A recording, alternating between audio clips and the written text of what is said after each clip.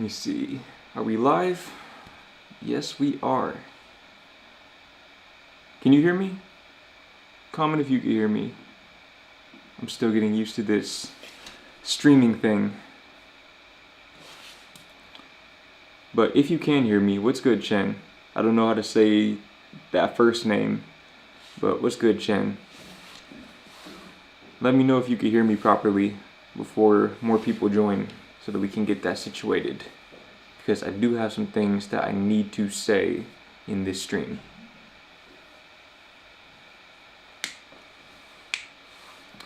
What's good, Timothy? Timothy Oliver. What's good, Labyrinthus? Labyrinthus? I don't know if I said that correctly. Audio is good? Okay, alright. So look, since I know that some people are going to watch this afterwards, I'm going to go ahead and get into my little monologue, and then I'm going to answer any questions that you might have about that or about anything else. Sound good? Okay. So, I'm simply built different. What does that mean? Furthermore, why did I revert back to that as far as my branding goes? Maybe you haven't noticed, but I decided to reintegrate that, not even reintegrate, but make that the core essence of my branding yesterday.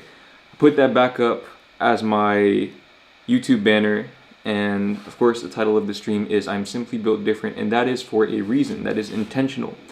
So I'm going to try to say this in the most concise way possible without confusing you, but basically I feel like over the past couple of years I haven't really enjoyed making videos, and I didn't really understand why. I didn't know why I suddenly lost my passion for making YouTube videos. But I think now I've had a lot of time to reflect, especially since I moved overseas. I've had a lot of time to reflect on my journey and think about what it is that specifically made me stop liking YouTube.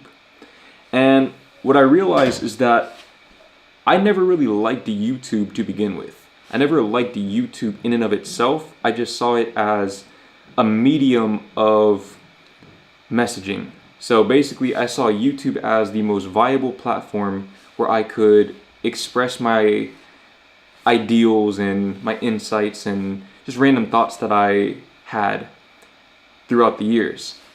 And anytime I've made that my mission, anytime I've used YouTube in that way, I enjoyed it. But whenever I start trying to play the game, even though I know how to play the game, which I have, I believe at least, I've adequately proven throughout the past few months with me making these travel videos and getting my views back up, just like I said I could in my last stream. If you were there, you know what I'm talking about. Even though I know how to play the game effectively, I don't really enjoy it. I don't enjoy making videos just to get views, even though I know it might bring more money in the short term. I feel like it's not worth the lack of enjoyment and enthusiasm on my end in creating the videos. So what I've decided to do is I've decided to go back to making the content that I want to make. And that's not to say that the content that I'm making now is not the content that I want to make. I do like making the travel content, and it feels very authentic because, well, it is authentic. I am in Europe as I'm filming this. As a matter of fact, today is January 12th, 2025. I've been here in the Netherlands for 366 days. So 1 calendar year and a day. I've been here for a full year here in the Netherlands.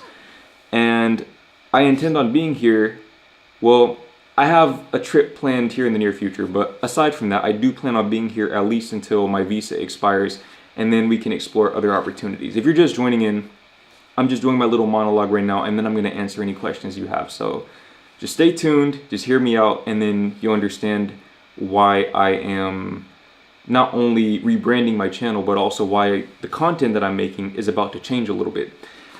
So I will continue making the travel content, but I also want to reintegrate other things that I am interested in.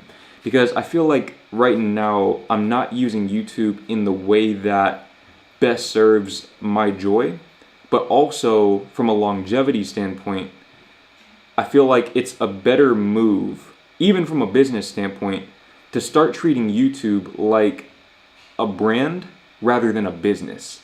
That's basically the essence of what this whole monologue is. Instead of thinking of YouTube like a business where I will do the most effective thing on paper that I know will get the most views and generate the most engagement, I'm instead going to use YouTube as a brand where I can post content that I want to post, which consequently will help you out as a viewer. And I know this because that is very likely what attracted you to my channel in the first place.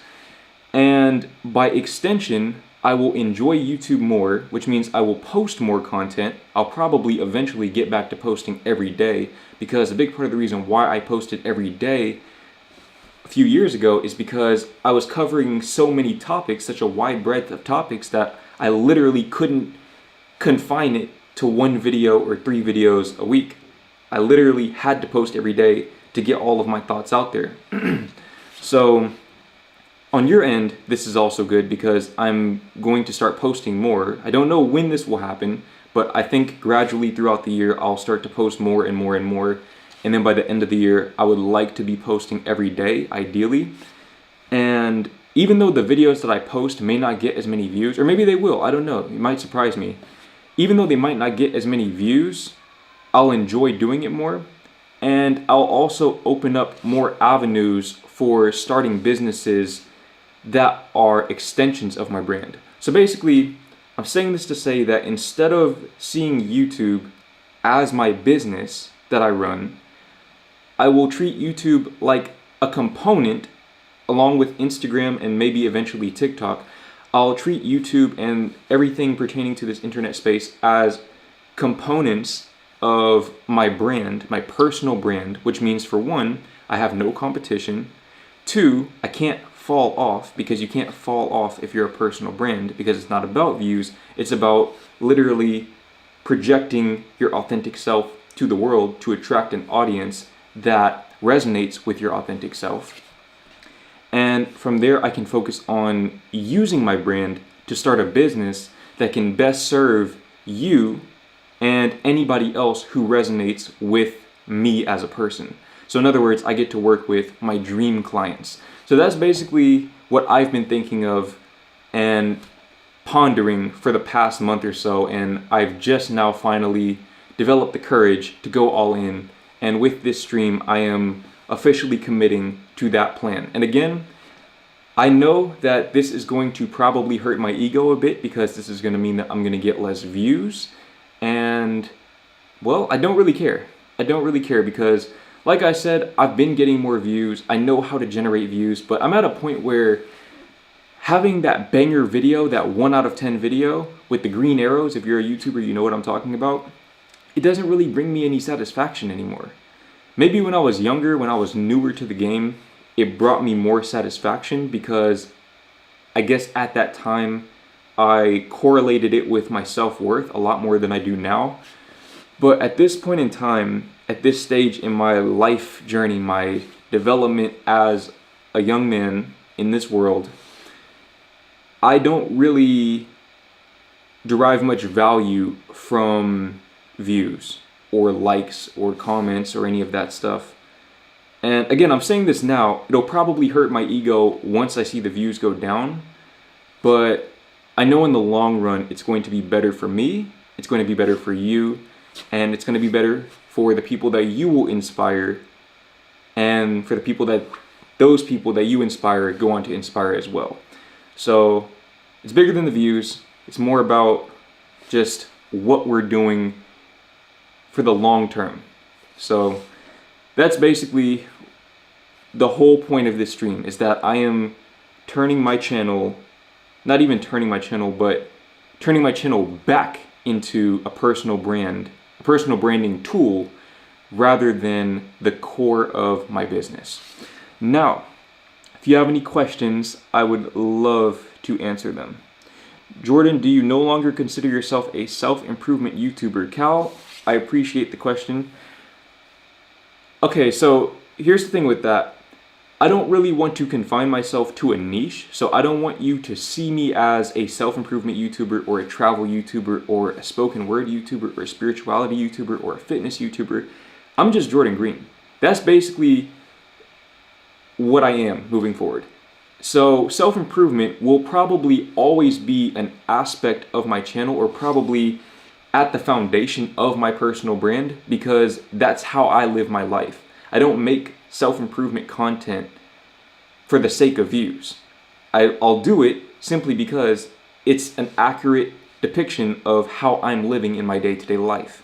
Even in these seasons where I haven't been very consistent on YouTube, I've been extremely consistent when it comes to self-improvement. As a matter of fact, I feel as if there's almost an inverse correlation between my consistency on YouTube and my consistency with self-improvement, because all of the energy that I used to put into YouTube as my primary means of improving myself and my situation, I've simply begun putting that into the gym, into reading, into taking courses, things of that nature.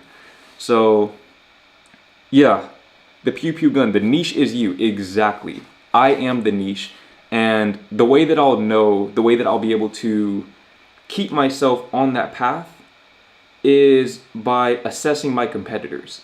If I'm able to assess my competitors, if I'm able to see other people that could potentially pose a threat to me, then I'm not doing my job properly. Because if I'm being myself, there should be no competition, which again goes right back to the core principle of being built different. It's not about being better than anyone, it's about being different than everyone, because you are here to be you, and you're here to be your best self. So I don't even know if I answered that question, but basically, no, I'm not a self-improvement YouTuber.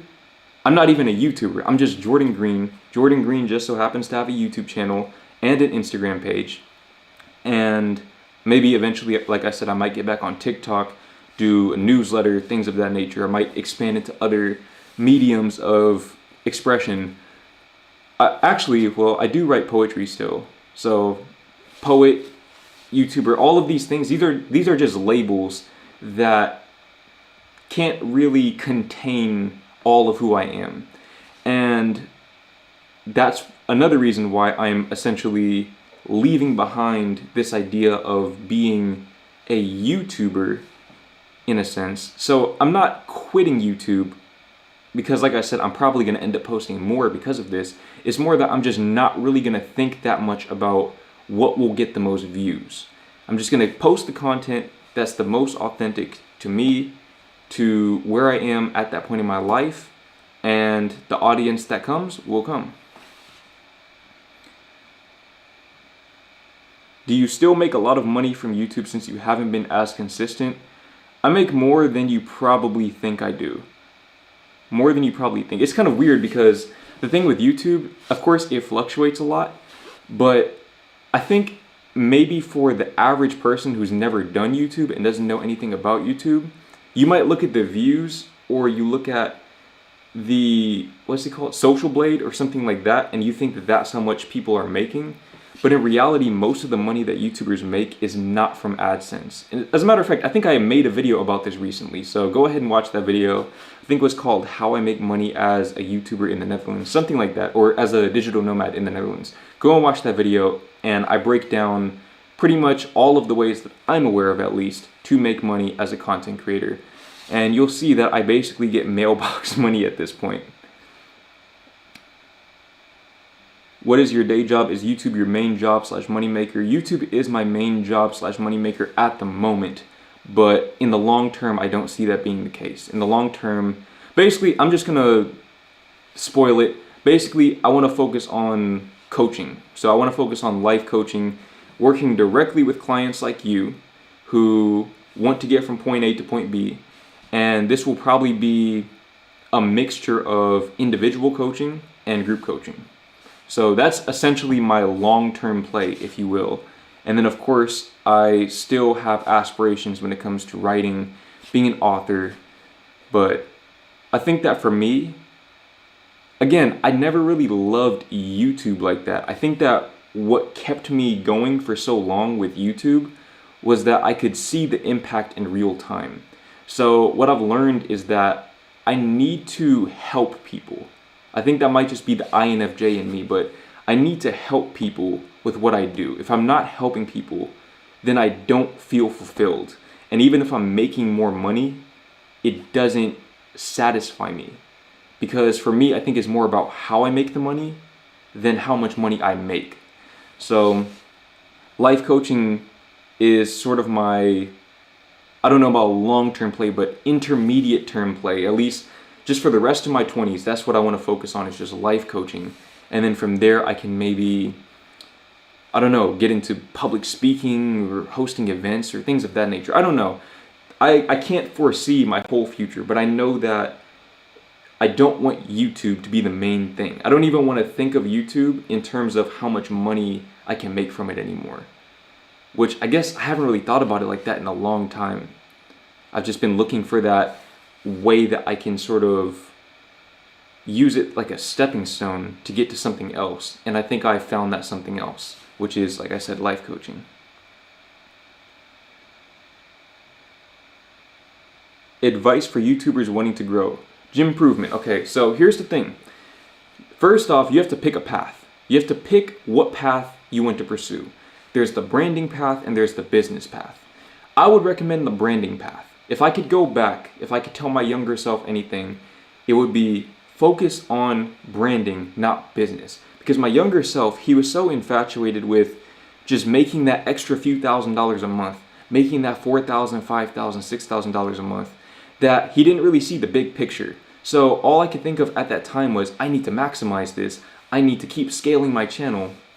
But in reality, I could have made a lot more in a much more fulfilling and enjoyable way had I simply stayed true to the principle that I'm now reverting back to, which is treating YouTube like a brand rather than a business. So in other words, don't really focus so much on views. Focus more on being yourself and setting up your brand such that you have no competitors, direct or indirect, because your brand should be a reflection of you. And given that your name is Improvement, I'm going to assume that you talk about self-improvement.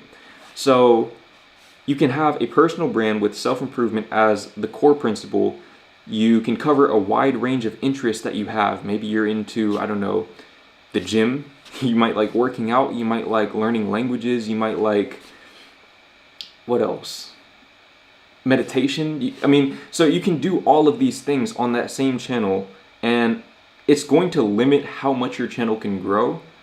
But again, that's not the goal. The goal is to use your personal brand, so your YouTube channel and whatever other social media platforms you might currently be posting content on, you want to use that personal brand to create a business outside of the brand. So the brand enables the business. Now, if you just want to make YouTube a business, then really what it's going to come down to is you're going to have to figure out what your audience wants to see. You're going to have to post that, and you're going to have to post a very good version of that over and over and over again. That's how you win the game of YouTube. That is how you win the game.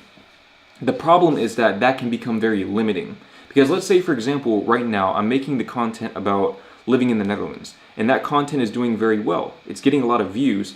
But what happens if my girlfriend and I decide to move to America?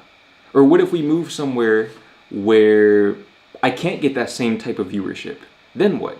Now the whole business instantly dies.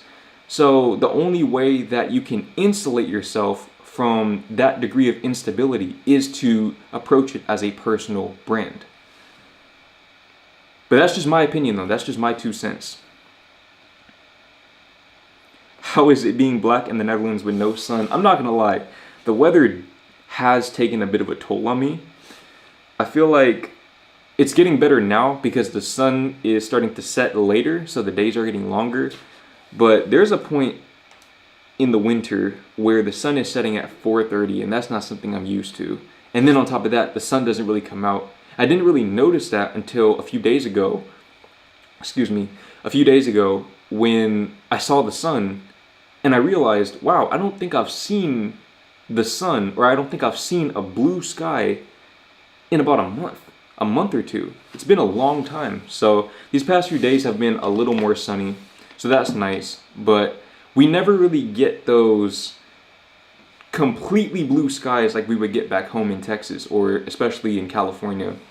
So that's been a bit rough. I don't think that really correlates to me being black in any way, but just as a human being, it's been a bit rough. But I'm pretty sure I'll be alright. I'll be alright. It is cold out here though. It's super cold. You see I'm wearing this coat. I got layers on. It's cold. Be honest, since you don't use the beard kit anymore, did the beard kit you promoted actually work? Let's say you want to get the facial hair that you have and you have trash facial hair genetics. So here's the thing, I do have trash facial hair genetics, and this is basically the part of my facial hair that grows the most thickly. I don't even know if that's a word. That grows the most fully, we'll say. It's hard to say how well it worked because I had never tried growing a beard without it. But what I can say is that I did surprise myself as far as how much hair I was able to grow. So I'm just gonna assume that it worked. But for what it's worth, I didn't really use it on these areas because again, these were already my strong points. I used it more here in these areas, and I only used it for, was it 90 days? I think 90 days or so. I feel like that's one of those things that you have to use it for at least a year to really see if it works very well. But I guess I have to say that it did. I mean, because I did grow facial hair in places that I had never grown it before. But like I said, I never tried, so it's hard to say.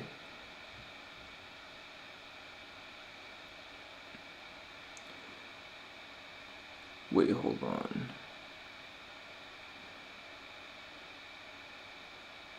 Not a question, but thanks for helping me out in the live call. It really helped me get perspective. Kale, I appreciate you for joining in the live call once again, bro. That's the thing. Doing those calls, doing those free coaching calls really helped me understand what I like doing. I realized that I like helping people. I like giving advice. That's the thing that I like to do. YouTube is just a means of doing that, which is a big part of the reason why my videos have always been so minimalistic when it comes to the editing and the overall production quality, is because I generally do the bare minimum that I can to produce high quality content while making it enjoyable for myself. When it comes to the actual content creation process, I don't really like it that much. I just like giving advice.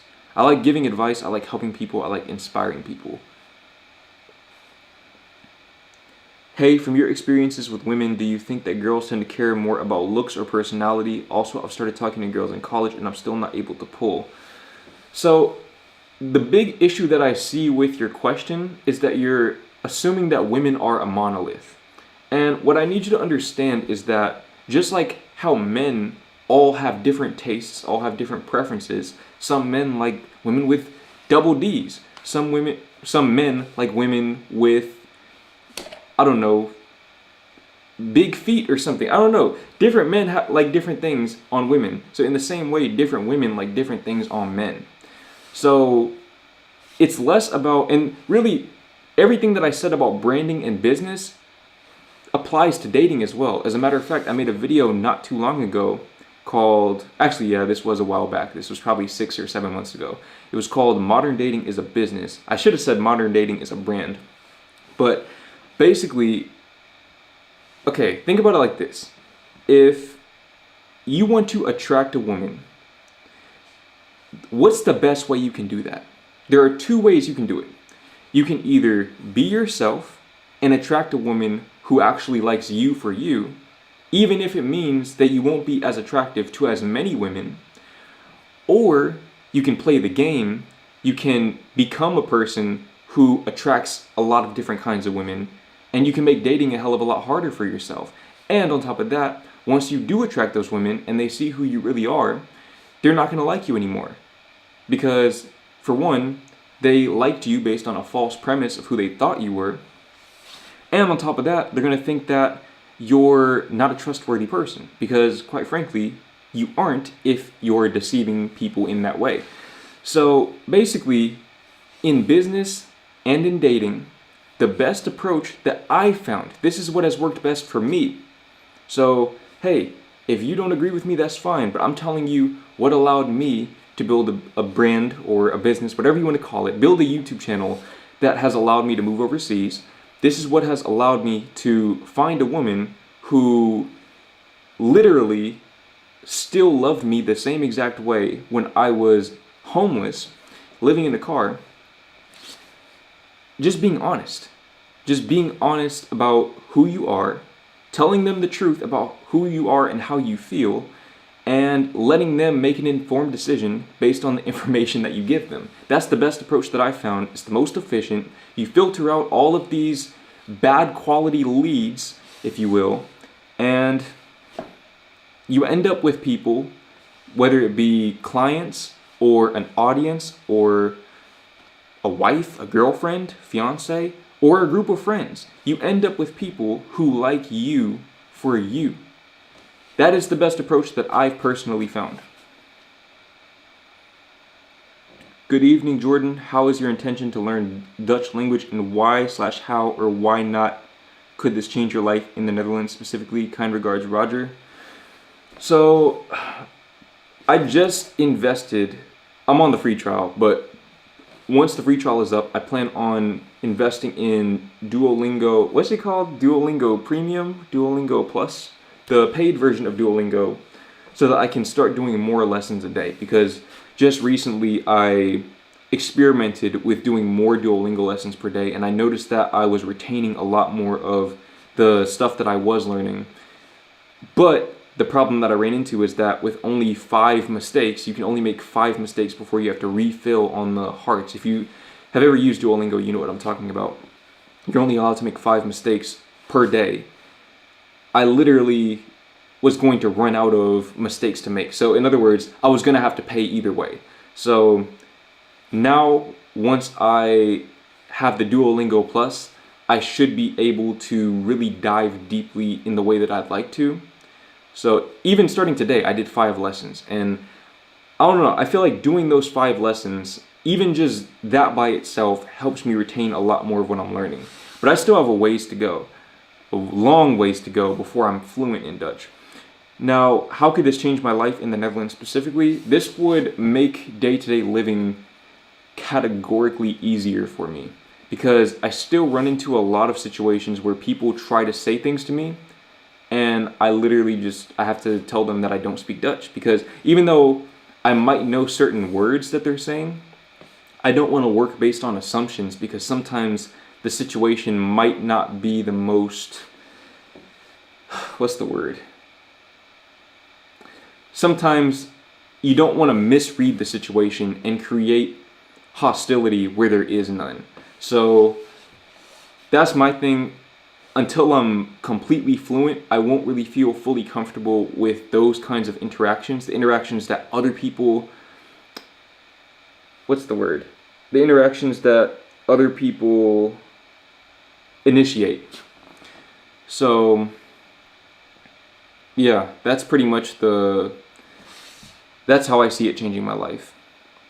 What's your scariest moment in the Netherlands? Have you ever felt in danger before? I haven't felt in danger in the Netherlands, no. There hasn't been a time where I felt like I was in any imminent danger here. But there have been times where, again, I had trouble reading the situation because I don't speak the language. So what I usually try to do in those situations is, if my girl is there, which generally she is in these situations, I try to sort of read her body language and see how she's responding.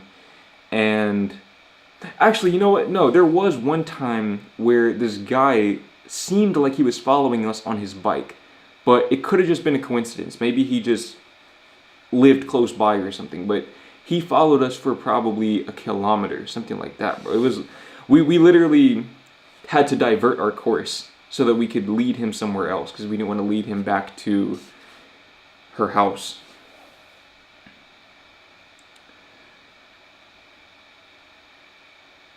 Let's see. What have you learned from being in a long-term relationship? What to do, what to avoid, etc. And also, how do you keep the love and passion alive? That's a great question. Do you really consider this relationship long-term? Because to me, it's the longest relationship I've been in, but we've been together for a little over 2 years now. This year, November 11th, will make it 3 years. And I don't know, I feel like maybe it's also because just about half of the time we've been in a relationship, we were long distance. So maybe that sort of changes the dynamic. But I think that the most important lesson that I've learned That's a really good question, actually. The most important lesson that I've learned from this relationship has been the importance of communication. Because I think that just about every disagreement we've had has stemmed from a lack of communication in some way, shape, or form. So that's something that, and usually I'm the one at fault. I'll admit I'm usually the one at fault, where either I don't,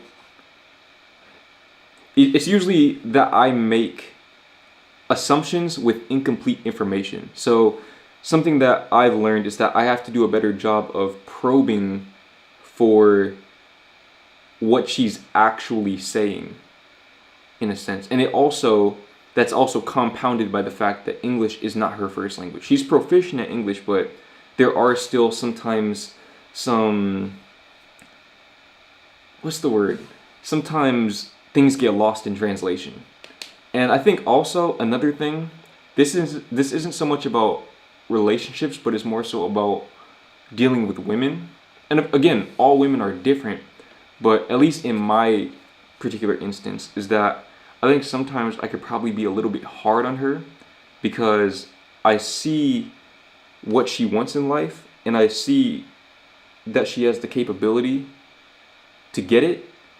And I'm the kind of person who, I'll get on you, especially if I'm really close to you. I'll get on you if I see that you're leaving something on the table.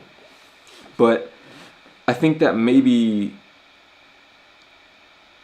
I'm so used to making videos for young men that I don't really know how to give advice. Not even give advice, but how to inspire women the same way.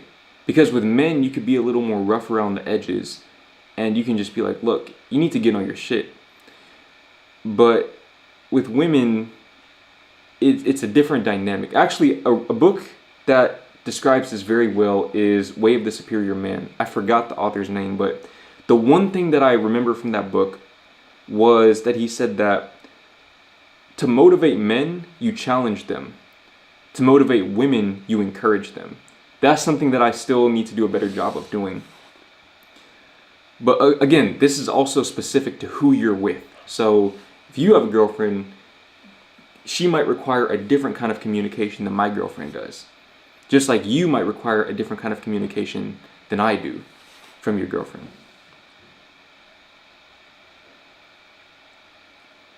How do you avoid falling into social media overconsumption?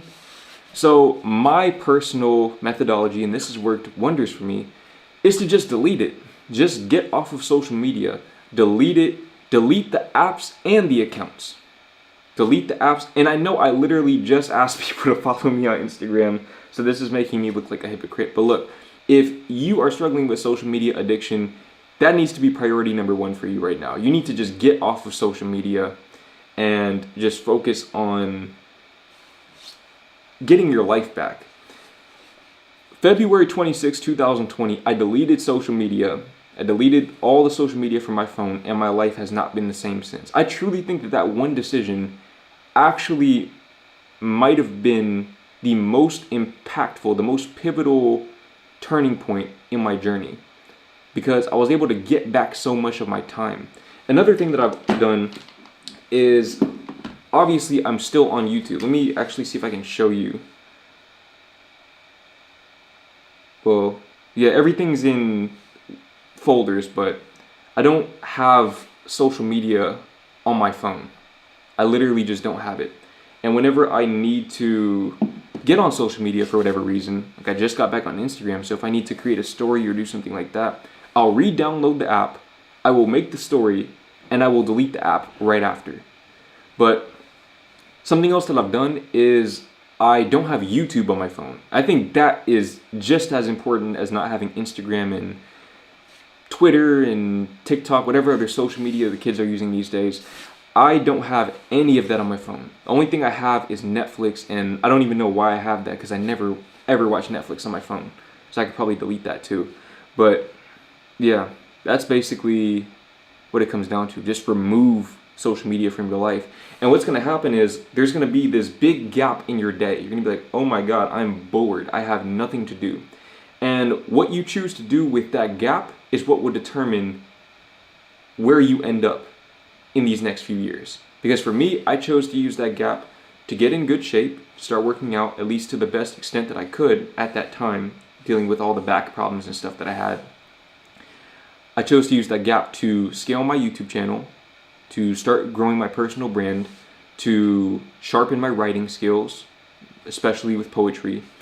And you see how that ended up for me. So just get off of social media, delete the apps, delete the accounts.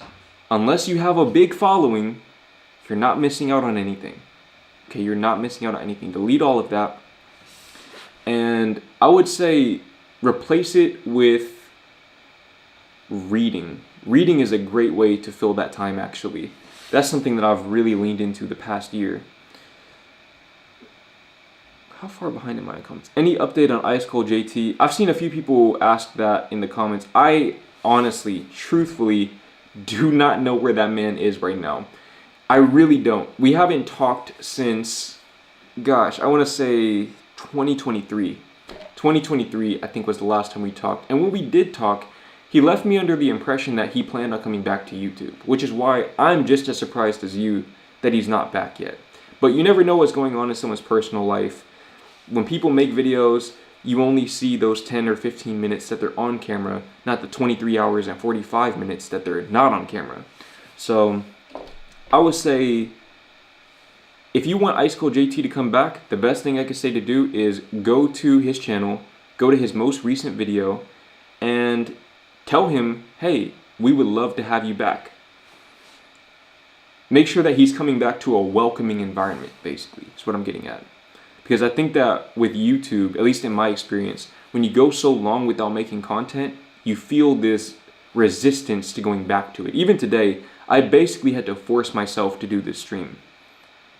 I basically had to force myself. Now hold on, I noticed we have a donation from Aid. Aid, I appreciate the donation. Wake, I appreciate the donation as well. Are you still in contact with Icecool JT? I hope that that answered your question well enough. But I appreciate you guys for the donations.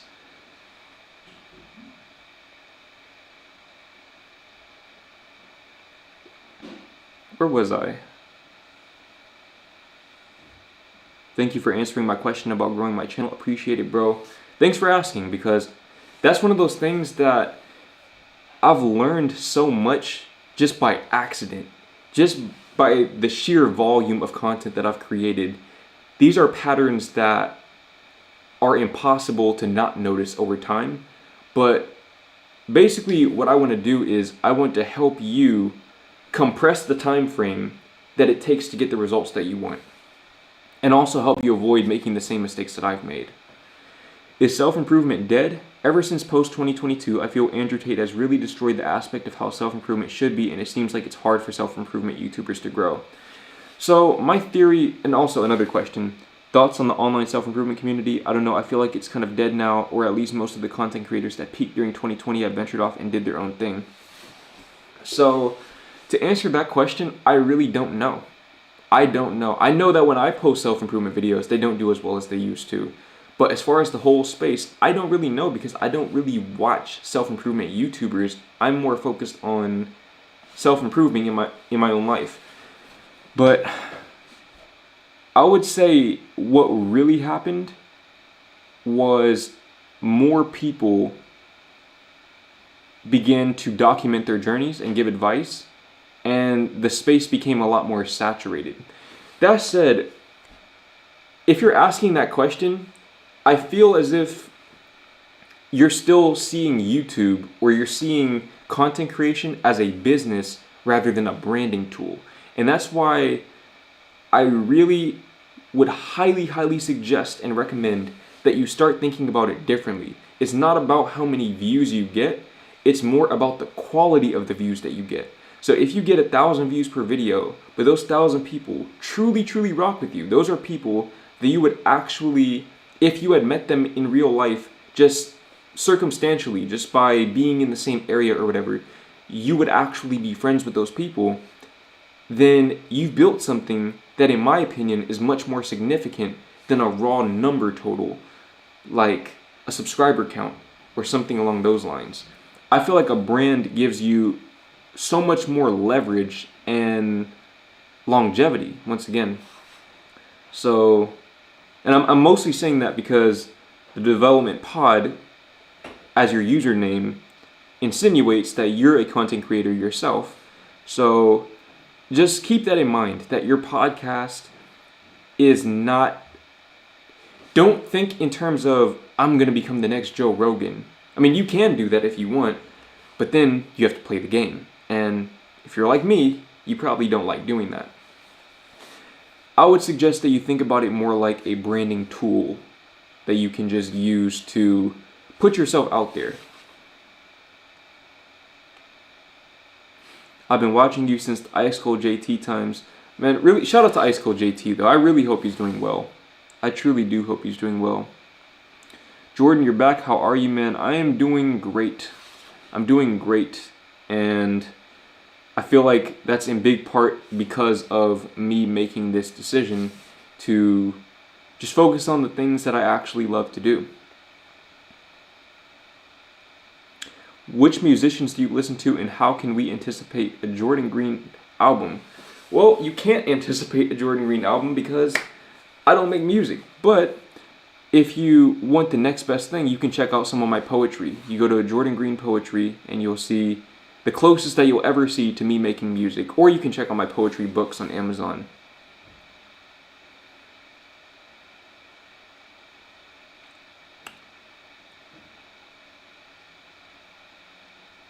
Let's see. Oh God. Wait, hold on. I actually...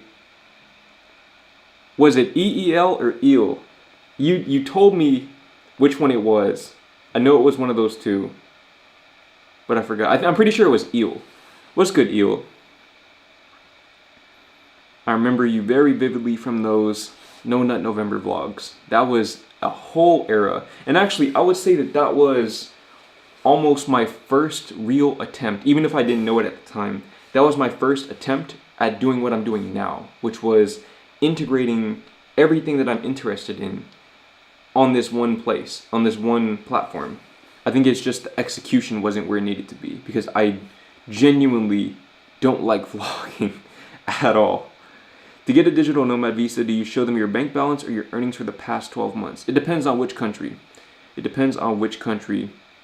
Here in the Netherlands, I'm not on a digital nomad visa. I'm on a DAFT visa, which is different. Which doesn't require... Yeah, the DAFT visa doesn't require an income, a minimum income. It requires a certain amount in savings, 4,500 euros. And for that, you would just put the money in a business bank account, and you have an accountant create a, what's it called, financial statement? Or you would think I would remember this because I spent 121 euros on it, but basically you have them create this official document with their signature, and you send it off to the KVK, which is basically the Dutch Chamber of Commerce.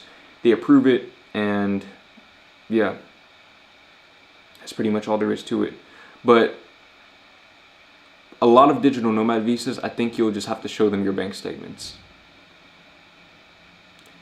Do you have tattoos? If so, do you plan on getting more in the future? I do have a tattoo. But hold on, before I answer that, Chen, I appreciate the donation. I appreciate anybody who's donating not just their money, but their time. I appreciate you for donating your time to me, because this is my first stream in a long time, and truthfully, I was and still am nervous about it because I'm not used to doing this.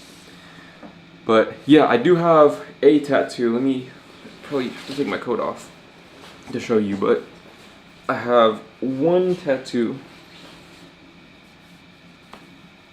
right here. Hope you can see that. But basically it's 3/14/2000, my birthday. Nothing too crazy, nothing.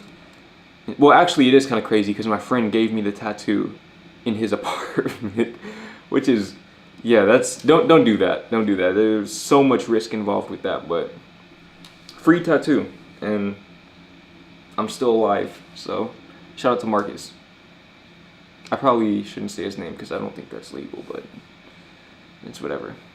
Okay, thank you, man. Personal branding is very important. It's just hard to really have the audience to support it because I try to promote aspects of myself and also provide authenticity. So that's the thing.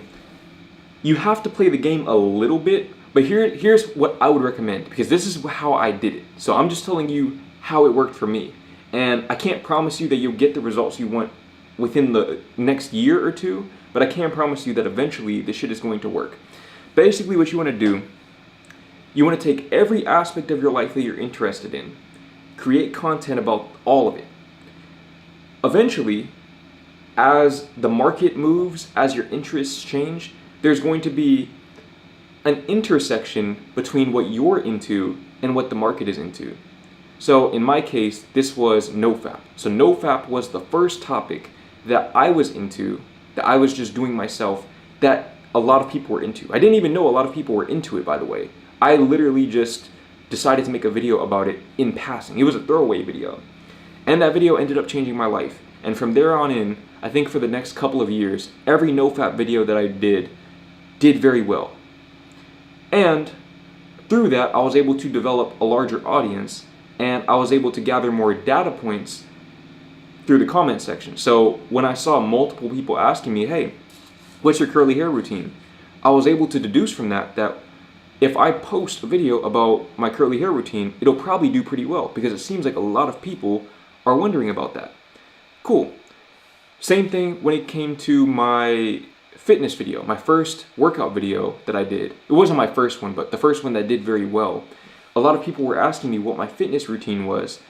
So I deduced from that, hey, if I post a fitness video and I format it the same way that I formatted my hair routine video, which already performed well, it's probably going to do very well. So that's exactly what I did. So I played the game, but I did it in an authentic way, because I did and do have curly hair.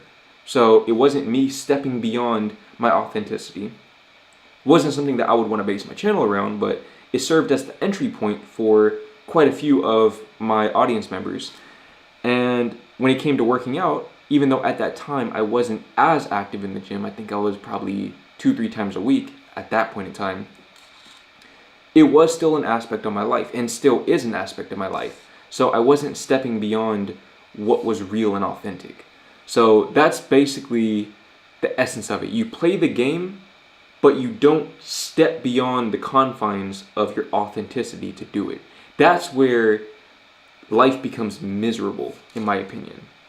That sort of approach works very well in businesses that don't involve you. So let's say if you're a drop shipper, or well, I guess trading is just trading, but let's say you're a drop shipper. You just find the product that works and you sell that. And there's really nothing to it. It's not about what product you're passionate about, because the work is the same either way. But when it comes to creating content, it's a different dynamic, because when you're talking about something and actively thinking about something so much, you don't want to be stuck making content that you don't want to make, or that is no longer relevant to you in that chapter of your life. So again, I'm making the travel content right now because that is very, very relevant for me at this point in time. I'm really out here living in Europe. I really am. And that's something that I believe is relevant to my story. And that's really another framework that you can view your brand through, is your brand is your story. So every video that you post is like another page of your book, of your autobiography that you're writing, or every podcast episode in your case. Or let's say if somebody watching this is a painter, I don't know. Basically, whatever your medium of expression is, every time you create something, think about it as a page in your autobiography. So if you wouldn't want that to be in your autobiography, don't post about it, don't talk about it, even if you see other people doing well with it. This is why I am eternally grateful that I did not blow up doing the public interviews. Because if I had blown up doing that, I would have been absolutely cooked. Because not only did the public interviews stop being as trendy, but COVID hit. And on top of that, I just didn't like doing it. So I like to think of that as the universe looking out for me, because at that time, when I was 19 doing those public interviews and I'm seeing everybody else blow up with them and my shit is just not popping off, I was confused. I didn't understand. I was like, bro, I'm out here spending 10 hours going around Dallas interviewing these people. I don't even really want to talk to most of these people because they're drunk, and I just don't like this environment. I don't like this scene. There are all these bars and clubs here. I don't really like anything about this, but I'm just doing it because I just don't want to work at H&M anymore. If you approach your brand like that, you are setting yourself up for failure. The only thing worse, let me tell you something, okay? This is a lesson that I learned. The only thing worse than working a job you hate is running a business that you hate. Take my word for it. Please, please, if you don't listen to anything else I say, listen to that. Yes, eel like the animal. Okay, yeah. I remember you saying that. So, eel. I might forget again, but you'll remind me. Shout out to eel.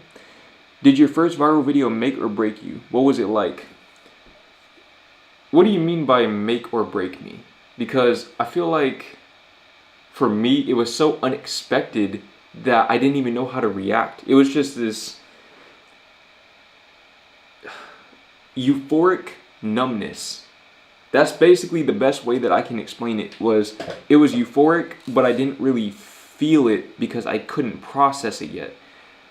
So I knew that my life had changed. I knew that my life would never be the same once that video started popping off.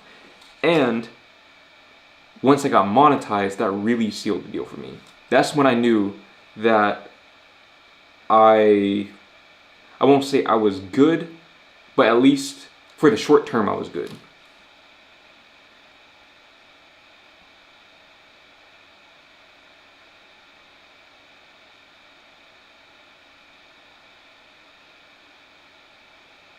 If JT had not recommended your channel, I would have no idea about you. I'm being for real. Bro, shout out to JT, man. Shout out to JT. That's one thing that I'm really glad. If JT never posts any content ever again, I'm really glad that we got the chance to not only collaborate and just sort of integrate our audiences in a sense, even though there was a lot of overlap to begin with, but also do the meet and greet. That was literally one of the that was just one of the best experiences of my life. Just seeing in real time that there were actually people who watched our videos and were willing to get on the plane to come see us was one of the most surreal experiences of my entire life, if not the most surreal experience. Right up there with hitting 100K on YouTube, getting monetized on YouTube, meeting my girlfriend in person for the first time. These are all just completely surreal experiences that kind of feel like dreams when I look back on them.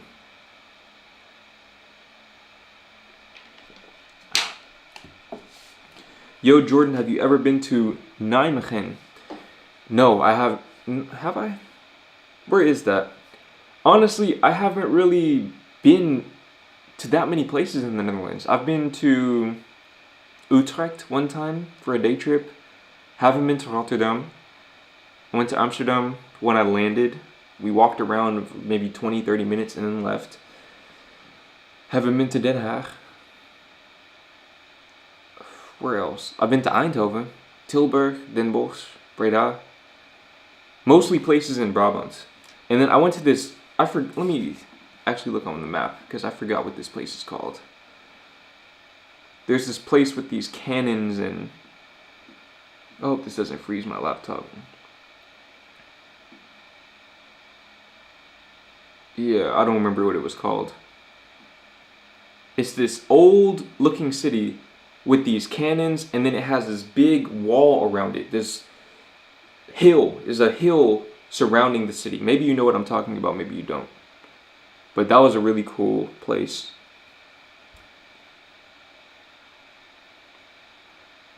Jordan, you made a video before moving about taking a gap year after high school. After you've learned about the difference of the school system in the Netherlands, would you advise a 16 or 17-year-old to take a gap year?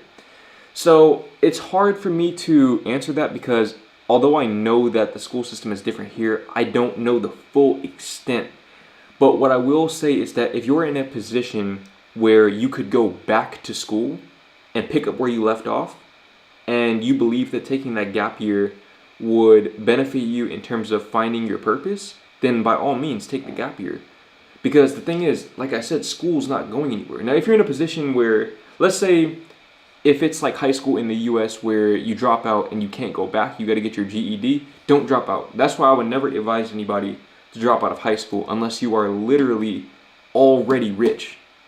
All I'm talking about, if you can buy the school that you go to, drop out. But otherwise, don't drop out of high school. If you can go back though, if it's like college where you can drop out, come back a year later or 2 years later and pick up where you left off, then yeah, take the gap year. Just take the gap year. And the thing is, if you're afraid that maybe you won't want to come back, then you probably need to take the gap year more than anyone else, because that might just mean that school isn't going to be the way that you're going to get to where you want to go. But I would also say that, especially in the Netherlands, the stakes are much lower because you don't have to pull out all of these loans to go to college.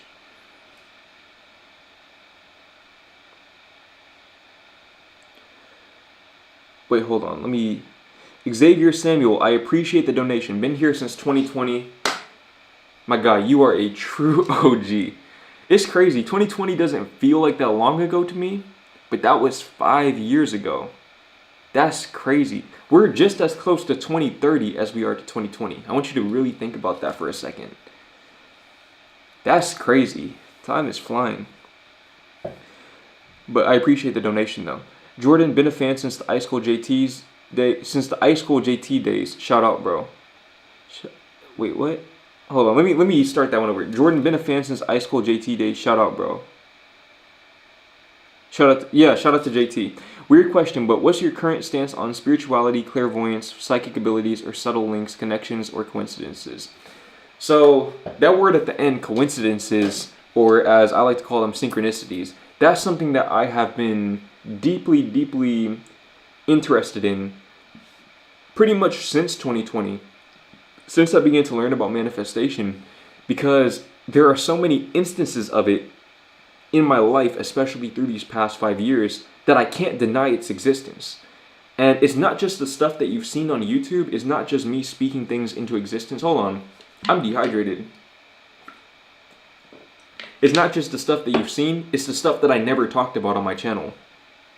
Like I have so many stories that if I told you, you would think I'm practicing witchcraft or something, because it's like, bro, what?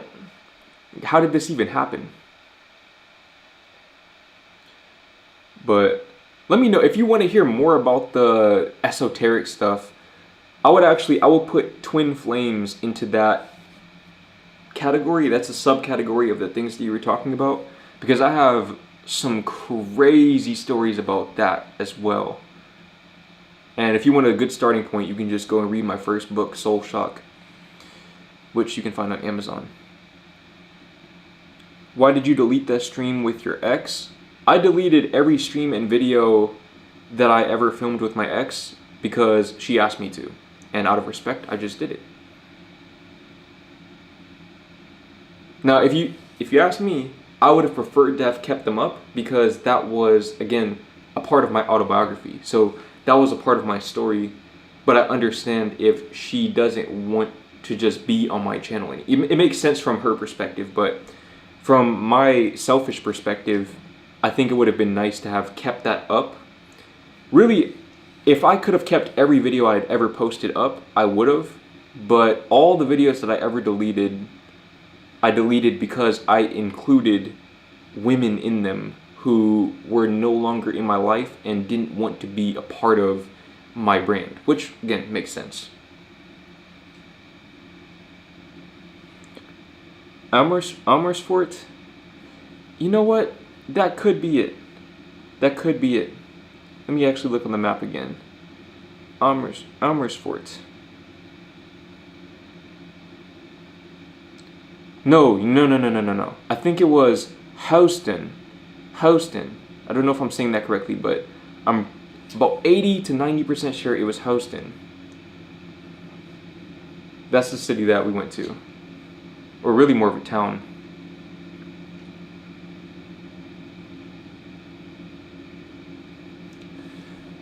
I'm proud of how far you've come since 2020. I first tuned in when you quit H&M. My favorite era so far is the digital nomad. I revisit those videos for inspiration. Wow, I appreciate you for staying locked in with me through all these years, because a lot has changed since then.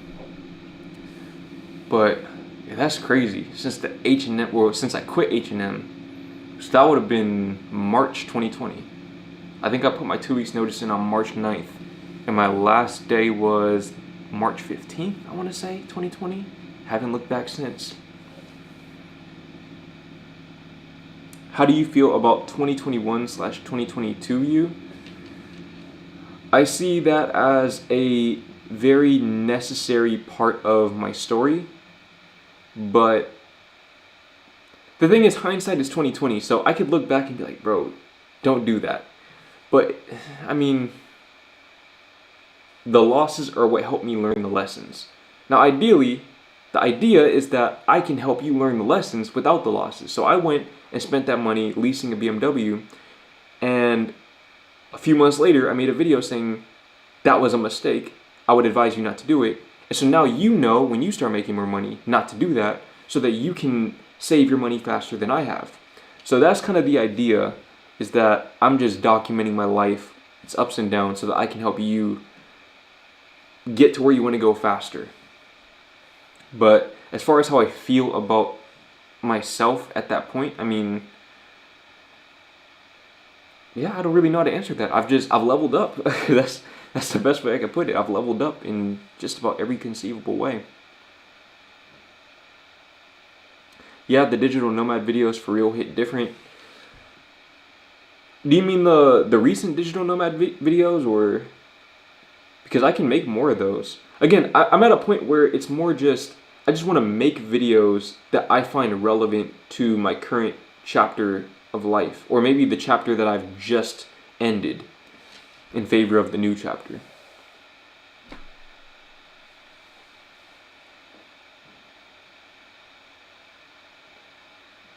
How is your book manufactured? What was the process like? So I created the book through Amazon KDP, or I published the book through Amazon KDP.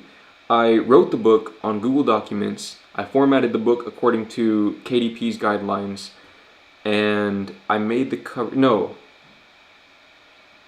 all of the covers I made differently. So the first cover, I had my friend create the cover art, and then I used that cover art for the cover that so I made the cover, but he made the cover art. For the second book, I think I licensed an image that I found on the internet, and I used that for my cover art. And then for the third one, I used AI to create the cover art. But honestly, the process of publishing a book is not very complicated at all. It seems daunting when you've never done it, but it's literally, if you already have a manuscript, it's probably a 2-day process at most. Self-publishing, that is. I never worked with a publisher, so I can't really speak too much on that experience.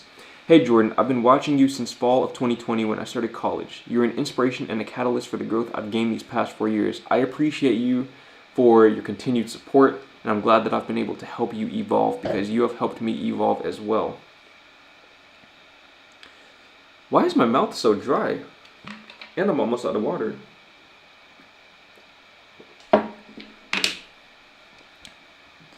Okay. What's good, Brad? Damn, nice surprise to see you streaming again. Hope all is good with you, bro. All is great. All is great.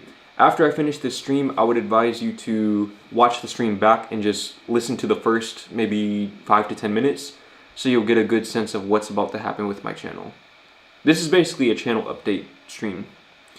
Hey there, I'm a Dutchie living in NYC and just happened upon your channel. Very interesting to see your journey and videos about my home country. Interesting to see how you experience it. Keep it up. I appreciate you for tuning in.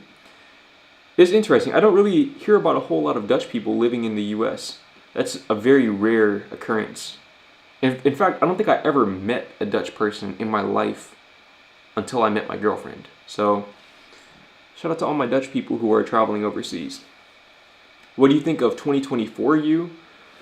2024 me was basically, you know when people say disappear and change your life, or disappear and come back unrecognizable? That was basically 2024 for me. When I tell you that the volume of information that I inundated my mind with every day literally surpassed the previous 4 years combined, I am not bullshitting you. I counted it yesterday. Last year I read 40 books. And through Udemy, so just through Udemy courses, I got the equivalent of a master's degree, just as far as the amount of hours that I took of courses. It was disgusting, bro. Absolutely disgusting. And then toward the end of the year, I started to ramp up my fitness, so I finally figured out how to put on muscle properly, how to put on lean muscle at that.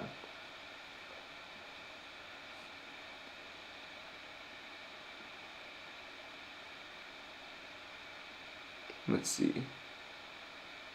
Where was I? Oh yeah, be honest, do you regret dropping out of college? No. There were times where things weren't going my way where I thought, damn, maybe I should have stayed. But then, the way that thought always ends, because whenever you have regrets, what I found at least is that it's good to project further out. So instead of thinking, well, what if I had stayed in college?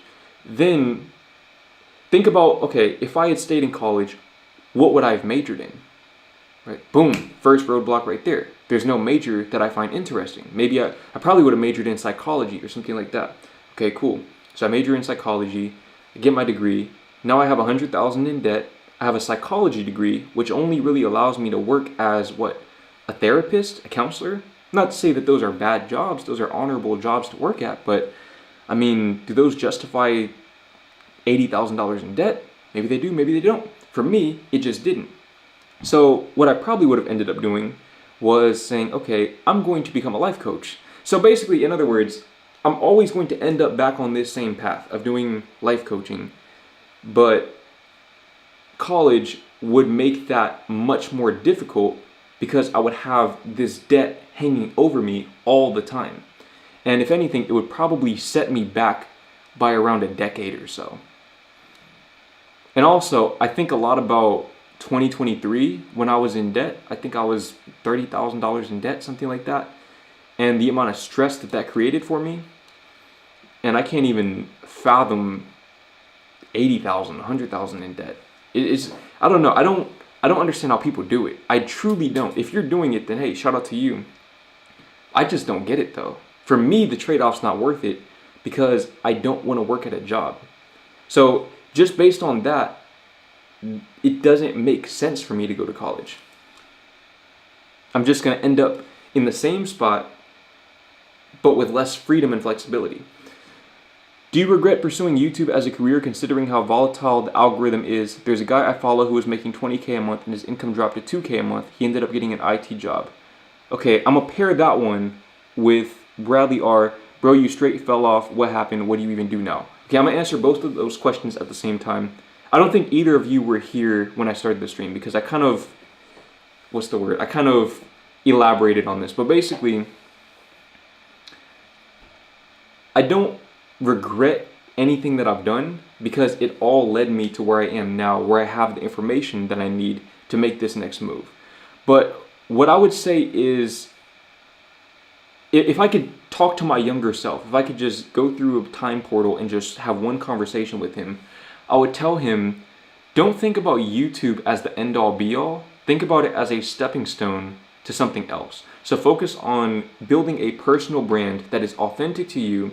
Don't think about the views. Don't think about how many views you're getting. Think about the quality, not the quantity. Now, as far as views go, actually, it's kind of interesting you said I fell off because I'm getting more views per video than I've ever gotten before. But I don't know, that's besides the point.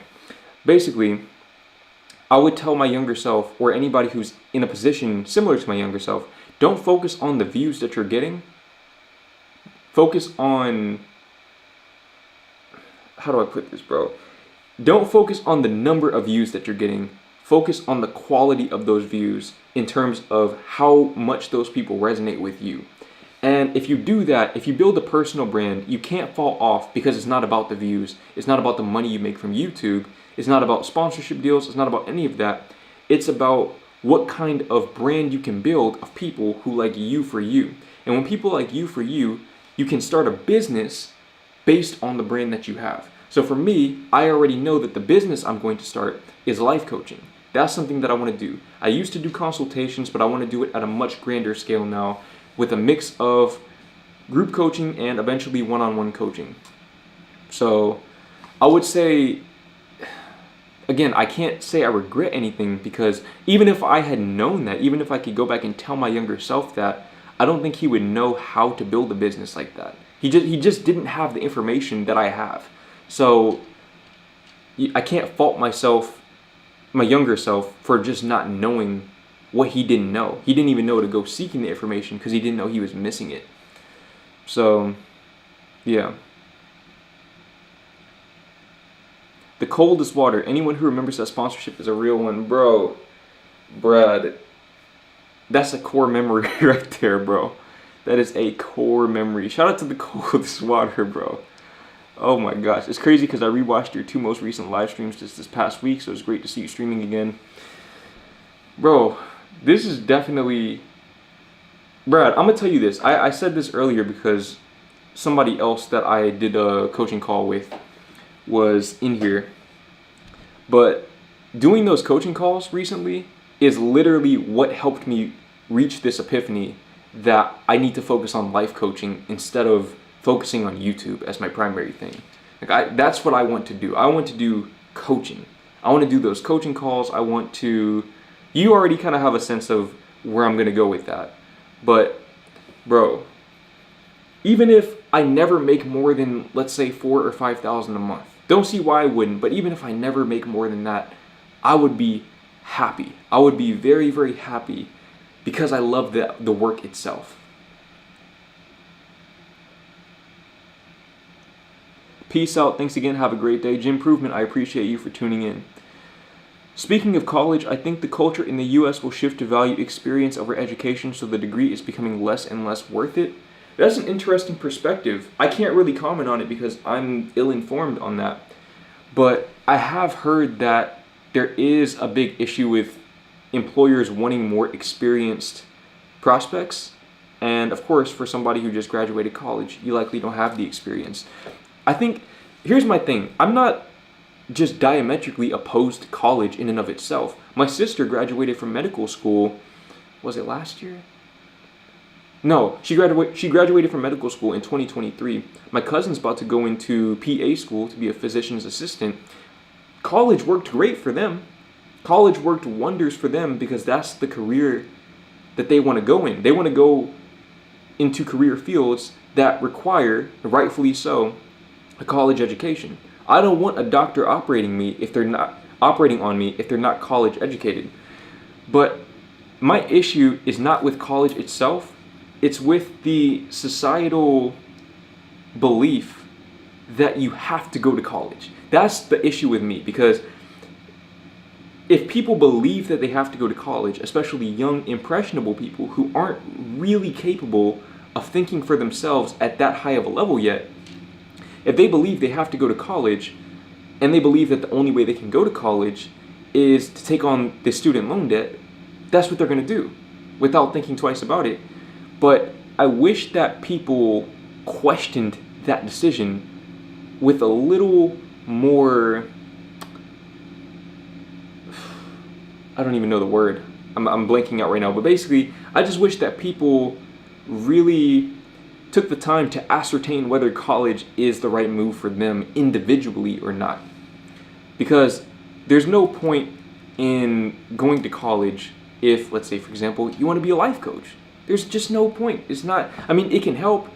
Going to college and majoring in psychology, for example, could help, but you don't need to do that. I mean, I don't know. To me, going to college is just,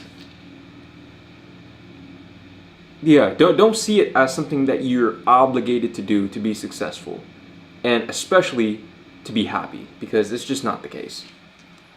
But if you do want to get into a field that requires college, go to college. Take on the debt, because it'll be worth it, because you're going to get to where you want to go. But again, if let's say you want to be a let's say you want to be a copywriter, you don't need to go to college to do copywriting. You don't need to do college to be a content creator or an entrepreneur. You don't need to go to college for really anything that's not a traditional job.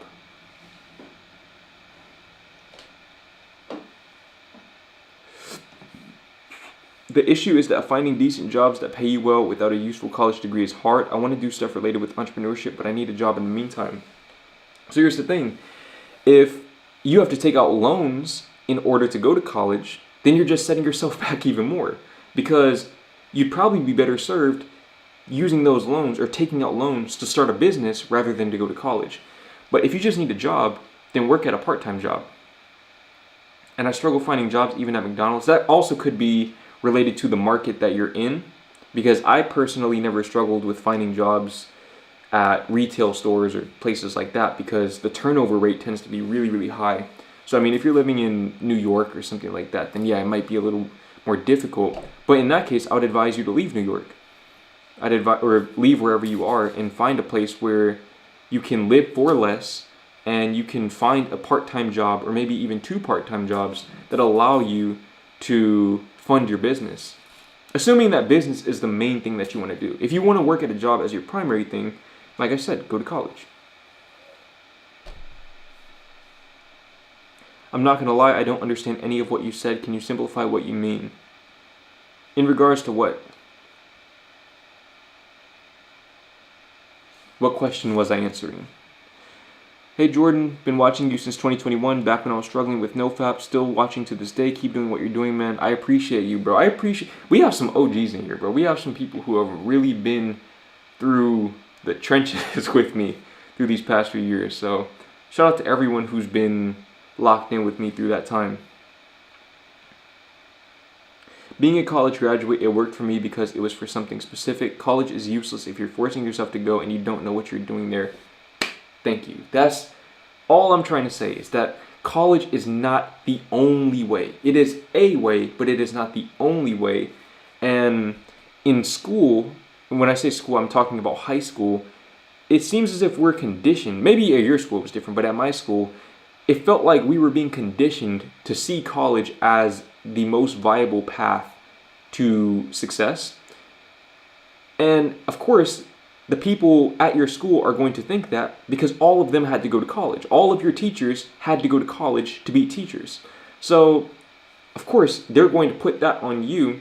But I think that maybe schools could do a better job of bringing in more entrepreneurial-minded people to show that there is an alternative path. Or even trade school. Trade school is another option as well. So,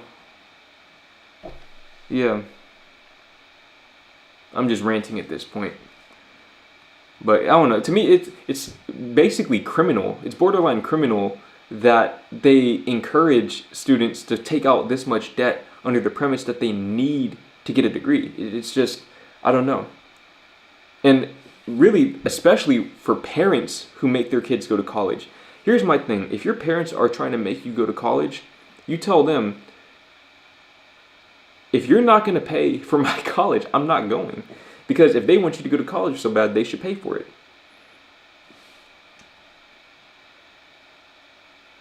Bro, how old are you, and have you ever been GF? Or have you ever had a girlfriend? I am 24 years old, I'm going on 25, and I am in a relationship right now, a very happy one at that. And I did have a girlfriend prior to this relationship, but this is my second relationship. Having done a bachelor's and master's degree, I'd say have a specific career, including a job title in mind that you want. I had zero idea what I wanted and enrolled as I was told that's what success is. At least with my master's, I actually wanted to do that, whereas at 17, I enrolled to my bachelor's as my dad said it's what success is. Get good grades and get a good job. There's another path. Exactly. I'm glad that you were able to at least rectify your situation by pursuing a master's in something that you were interested in, though. I would say that maybe if you're in a position where you have your bachelor's degree and it's in a field that you don't want to work in, that's probably the best path that you can pursue, is to pursue your master's. At that point, you're already in the mix. You might as well pursue your master's and make sure it's in something that you actually want to pursue. How did you meet your current girlfriend? YouTube. That's basically the longest. Well, it's much. Okay, I'm gonna just give the brief synopsis. So basically, we both used to watch this YouTuber by the name of Elena Castillo. She's a singer who at the time was also making ASMR videos. So I think my girlfriend started watching her from the ASMR videos. I was watching her from the singing videos. And for whatever reason, I put my Snapchat username in either a live stream chat or the comment section of one of her videos. One of the two. But basically, I put my Snapchat username in under one of her videos. My girlfriend, my now girlfriend, added me. And we basically started a conversation. The conversation lasted 4 years. And one day, this was 2022, I was living in my apartment. Here's the thing, this is what I mean by synchronicity. It's like everything, you think that the world is blocking you from your blessings, but in reality, it's just redirecting you to where you need to go. And if you're stubborn-minded like me, it can be difficult to accept this. But let's say in my instance, right? If you were watching my channel when I was living in that apartment, you know I used to complain about the lack of young women in my immediate vicinity. There just weren't that many women. Even when I would get on the dating apps, I wouldn't see that many on there. I'd start seeing the same people over and over. I was like, bro, what the fuck? And when I did find women, it seemed like I always got ghosted by them. And I couldn't understand for the life of me why this was happening. And one day, I just sat myself down and said, you know what, Jordan? Maybe this is happening for a reason. Right? I mean, you've done all this work on yourself. You've been going to therapy. You've leveled up. And you're still struggling with dating. Maybe you need to stop trying to force it and just let it happen. And so I got off the dating apps. This probably would have been around August of 2022. I got off the dating apps, deleted all of that. And I don't even remember. I think my girlfriend and I, who was still my friend at this point, by the way, we were just friends, our messages got so long that we had to start sending voice notes. So at a certain point, I asked her, I was like, hey, do you want to just call sometime? We had never talked on the phone for 4 years. We had known almost 4 years, right? 2018. Yeah, almost 4 years. We had never talked on the phone before. So I asked her, hey, do you want to talk on the phone? And she said, sure. So we scheduled a time and I called her and yeah, I mean, basically, I think we called for around 3 hours and the time just instantly flew by. It just flew by and I was like, bro, I kind of want to keep talking to her. So I asked her if she wanted to talk again and she said, yeah. And we just kind of kept doing that. And eventually, yeah, we just started dating. I mean, I don't know, it was one of those things where I liked her and I could tell after a while that she liked me based on the signs that she was throwing my way. I mean, I'm gonna tell you how I kind of knew that she was into me, right? Or that she could potentially be into me. She was telling me about the places that she was thinking about doing her college internship at. And she started listing off cities. She was like Barcelona, Spain, Valencia, Spain, which is where she ended up going, which is why I ended up going to Valencia to meet her. So there's that. But Barcelona, Valencia, this, that, Dallas. I was like, what? Dallas? I was like, hold on, why would you come to Dallas? So that right there kind of tipped me off, because nobody just goes to Dallas just to go to Dallas, especially for an internship. I mean, if you have the chance to go to Barcelona instead of Dallas, you go to Barcelona. So she was at least pondering the idea of coming to Dallas for her internship. And that kind of let me know that, yeah, she probably likes me. I mean, because again, nobody's just trying to come to Dallas just for the sake of it. But yeah, I mean, eventually, I just asked her to be my girlfriend, and she said yeah. And then we met a few months later in Valencia, Spain, and we were together for 2 weeks, and it was great. And then I flew back to LA. I was in LA at the time. And then I went back to Texas to be with my parents because, again, I was basically broke. They just ran through all my money. And then she came and visited me in Texas for 6 weeks. And at that point, so we were together for 6 weeks in Texas, and it went absolutely great. And then when she left, it's like, I think in my head, I was just blocking it out, the fact that she would eventually have to leave. But when she left, when I saw her walk around the corner at the airport, I literally almost cried. Like that, I haven't cried in a long time, but I was walking back to the car damn near in tears. And I went home and I booked a one-way flight to the Netherlands literally the same day, a couple hours later. And that was that. Now I'm here, and that's just what it is.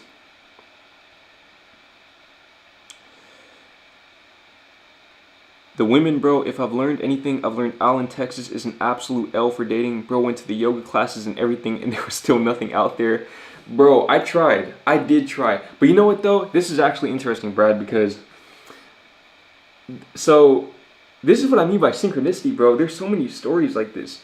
But around that time that I was in that apartment, my back was still cooked. If you remember, around that time, I was dealing with a herniated disc. I had back spasms, all kind of weird shit going on. So, in spite of that, I decided to go to the yoga classes because I wanted to meet girls. And I get there, and it's just all old people. So now I'm heated, and my back is hurting, and I can't even do the poses that I need to do because my back is so stiff.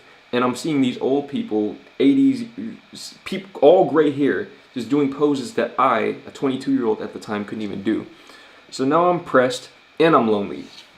So, because I had purchased a group, or it was basically a bundle deal, where I think I got 5 yoga classes or something. Hold on real quick. I feel like my lips are dry. There we go, that's more like it.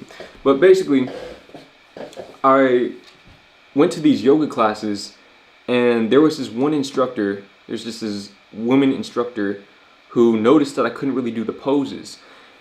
And at the end of the class, well, let me rewind. So during the yoga class, she told us a story about how she had some sort of condition where she was literally bedridden. Couldn't get out of bed, she needed help going to the bathroom. Down bad, down atrocious, down abysmal. So afterwards, I go up to her and I ask her, how did you fix that? Because she's a yoga instructor now, and she had previously been bedridden. So for me, I'm thinking, well, I'm not bedridden, so if that, whatever she did, I need to figure out how to do that, because it clearly worked well for her. And she told me to go to this physiotherapist, chiropractor person, whatever, in this, I forgot where it was kind of out in the countryside. And I went there, and this motherfucker really did fix my back. Okay, so he dry needled, he did the cup therapy, and he showed me some exercises to do, and a couple months later, I was completely good. So even though it didn't work out in terms of the dating aspect, it did work out in terms of my health. So that's what I mean by you just have all of these synchronistic experiences where things don't turn out the way that you think they should, but they always turn out the way that they need to.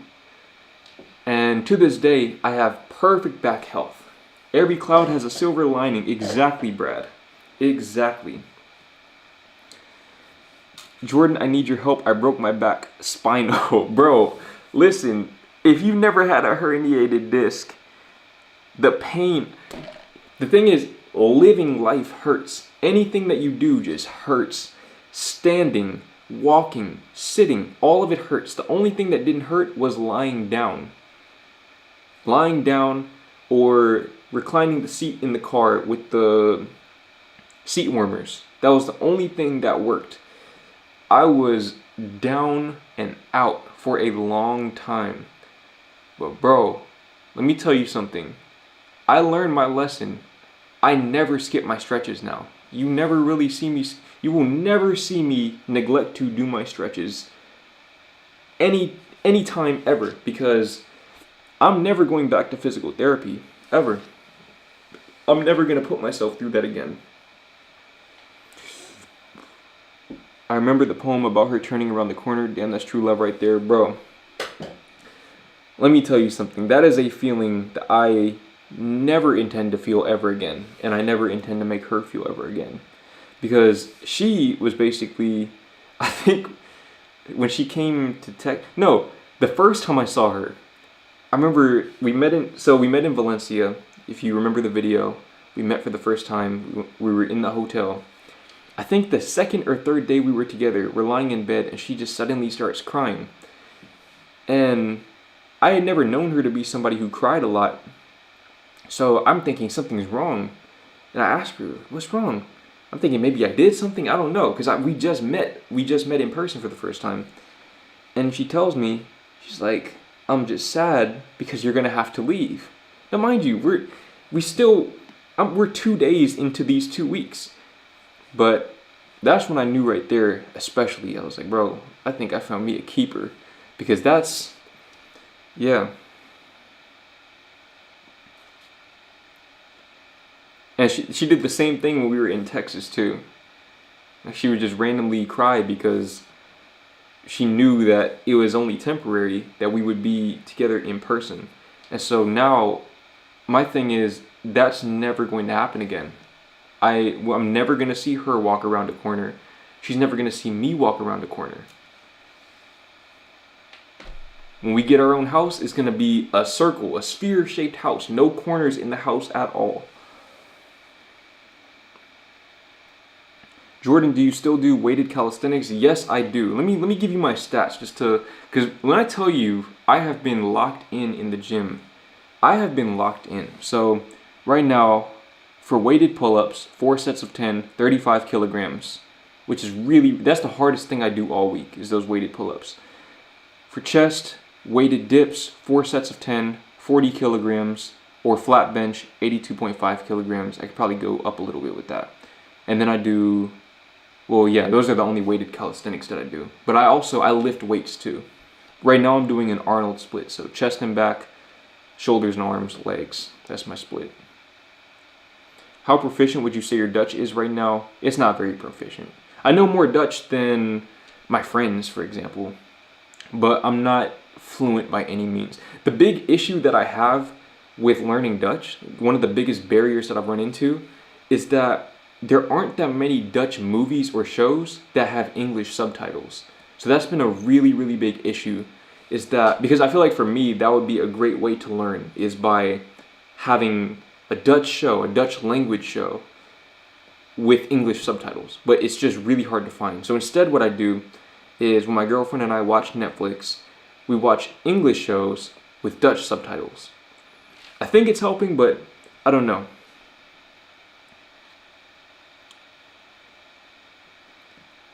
Homie, have you been to Germany since you live in the Netherlands? Because it's the neighboring country. I'm from Munich.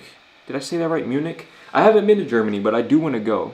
I do want to go. I haven't been to Germany. I have been to France, technically. We passed through it on the way to London. But I've been to Belgium, been to the UK. Haven't been to Germany, though. No. Been to Spain and Switzerland as well.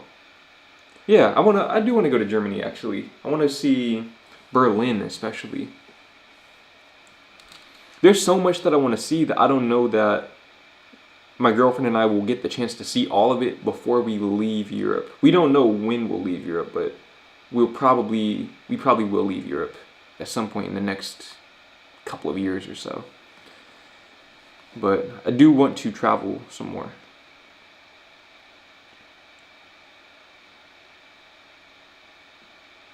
What is that in pounds? I'm American. Take all the numbers that I gave you and multiply them by 2.2. So actually, I don't even know what 35 and 40. What's 35 times 2.2? Wait, hold on, I think I could do this mentally. 35 times 2.2, that's 70. And then that's 77 pounds. And then 40 will be, 88? Yeah, 88, because it's 2 plates. So yeah. Do you listen to the Netherlands music? Yes, so that's been my saving, that's been my, what's the word? My replacement for watching Dutch movies is I can listen to Dutch music and read the English translations. My favorite Dutch song is actually a cover. It's called Uit Elkaar. Elkaar, I think. If you know, you know what song I'm talking about by that girl. I think her name is Liv or something like that. That is literally one of the most beautiful songs I've ever heard in my life. Yeah, I don't know why she's not mainstream. Yes, art. He made the original one. I'm talking about the cover, the 2.0 version.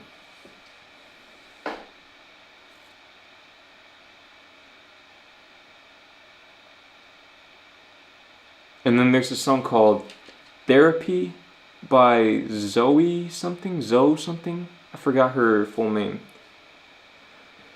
Those are my 2 favorite Dutch songs at the moment. Took the words right out of my mouth, a real keeper. I remember in that Valencia video, the first time you hugged her, I thought you were going to make her hit the floor. One-way ticket to physical therapy. Bro, listen.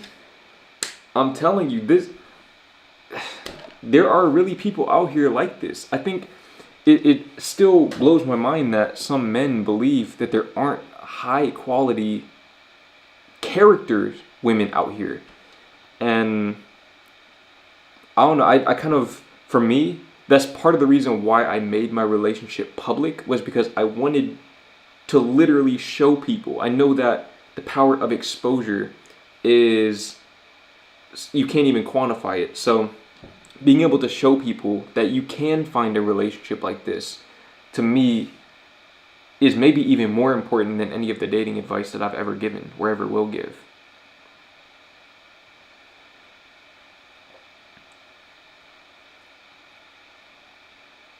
Did you find any struggles adjusting from pounds to kilograms? I know a lot of Americans struggle at first when lifting in Europe. Yes, that first lifting session, or maybe the first few, I did struggle quite a bit. But once I got into it, once I got into the thick of it, I mean, it was just, weight is weight. I think now I would probably struggle going back to pounds though, because I'm accustomed to, well, I don't know if this is just the gym that I go to, but here, I have a video, by the way, about the difference between Dutch gyms and American gyms, because I have noticed some differences. And in that video, I show my now outdated arm and shoulder workout. But what was I saying? Oh yeah, here in these gyms, something that I forgot to mention in that video is that they have 25 kilogram plates, which I think equates to 55 pounds. Whereas back home, the most that I ever saw was 45. So it's nice. It's nice to be able to lift heavier weight, for sure.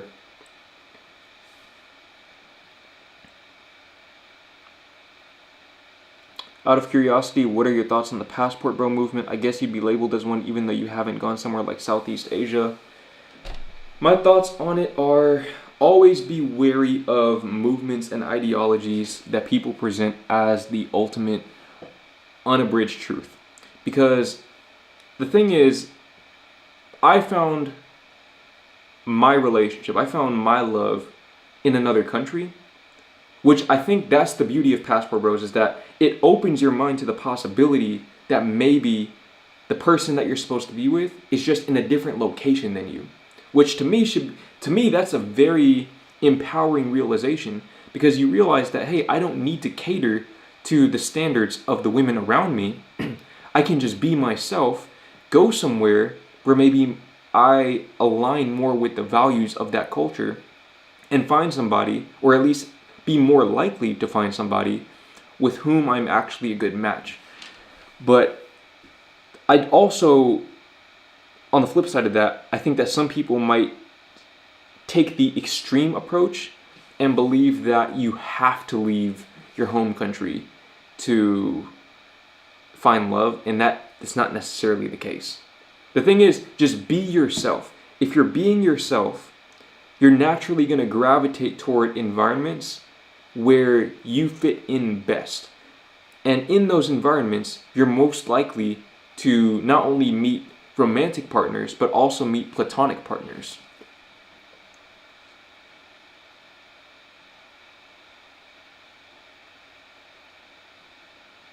But as also, I feel like with passport bros, maybe some of their intentions might not be the same as what my intentions were. Because as you know, I was never a hookup kind of person. That was never really a thought in my mind. I always wanted a relationship. I always wanted the kind of relationship that I have now. So now I have that. But as far as a lot of the other people in Passport Bros, at least from a distance, it seems as if maybe their thing is more hooking up. And yeah. Your story with your current girlfriend reminds me of my current situation. I had to send her your video of how you and her met. So if you're saying that, then I'm going to assume that you're long distance. And if you're long distance, I'm going to give you some unsolicited advice. It's worth it. It is worth the wait. It is worth the wait. It's difficult, but it's worth it. Jordan, do you still meditate every single day? I meditate every single day. All right, I'm going to answer about 3 more questions because I'm not going to lie. I have to pee so bad right now and I'm thirsty, dehydrated. So I'm going to answer 3 more questions and then I'm going to go ahead and get up out of here. I might start streaming every week. Maybe that'll be my, what's the word? That will kind of be my way of getting back into the flow of creating content at a higher volume again. And then I can start making more content to go along with that. But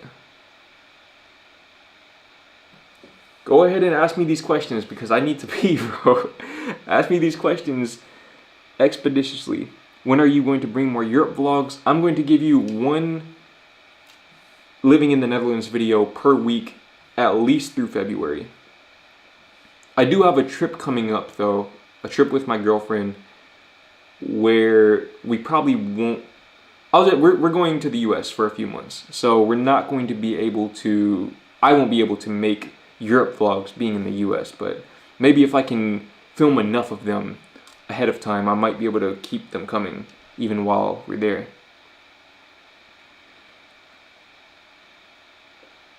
When are you growing the curls back? I subscribed after your curl tutorial video 4 years ago. I'm not gonna lie. Okay, don't ever listen to me when I say something regarding hair because I tend to change my mind a lot about that. But I do not foresee myself growing my curls out to how they were before. I just don't. I feel like this right here, I like the short curls. I think this is my look moving forward. How did you deal with the time zone difference between the Netherlands and Texas? That's not the question. The real question was how did we deal with the time zone difference between Spain and LA? Because there was a point in time when I was in LA and she was in Spain and we had a 9-hour time difference, which is even bigger. And the answer is that I woke up earlier so that I could talk to her. That is basically all there was to it. I would wake up, work out, and yeah, I think we would call around 10 a.m. my time, something like that. And look, I don't like waking up early. So that just goes to show how much I love this girl because I won't wake up early for really anything other than that. Or, I don't know, I generally will not wake up early if I can avoid it because I really don't like doing it. But Jordan, any thoughts on those Now I Live in the Mountains videos with people crashing out? One could argue you're one of the trailblazers from the car living videos. Actually, I don't see that as crashing out. I think that sort of lifestyle is cool. I honestly think it's a cool thing, because what it does is it allows you to think beyond what you know. So if I had known about some of this stuff when I first started making good money from YouTube, I probably, even if I had ended up spending the money anyways, I could have gotten a lot more for the money that I spent. Instead of having a nice apartment and a nice car in Texas, I would have thought to maybe try van life, or maybe, what else? Move overseas or something like that. I feel like that, I just see that as a good thing, personally. I don't think of that as crashing out. Expand your horizons, if you will, exactly. It helps you expand your horizons and just start thinking differently. Because that's the thing, when I first started blowing up on YouTube, I literally didn't even know that digital nomad visas were a thing. So how could I have done that when I didn't know? And I didn't know to go looking for it because I didn't know it existed. So, and again, I don't regret any of the decisions I made, because I had to make the decisions to get the information, which I'm now passing forth to you. You get the lessons without the losses. But yeah, I mean, that's basically, I wish I would have tried car life then. I think car life would have been a lot more enjoyable if I had had more money to actually enjoy it. Because then I probably wouldn't have stressed as much about the food that I was getting or things like that. Could have just gone and just done it. But how do you raise money to pay urgent bills within a week if you have no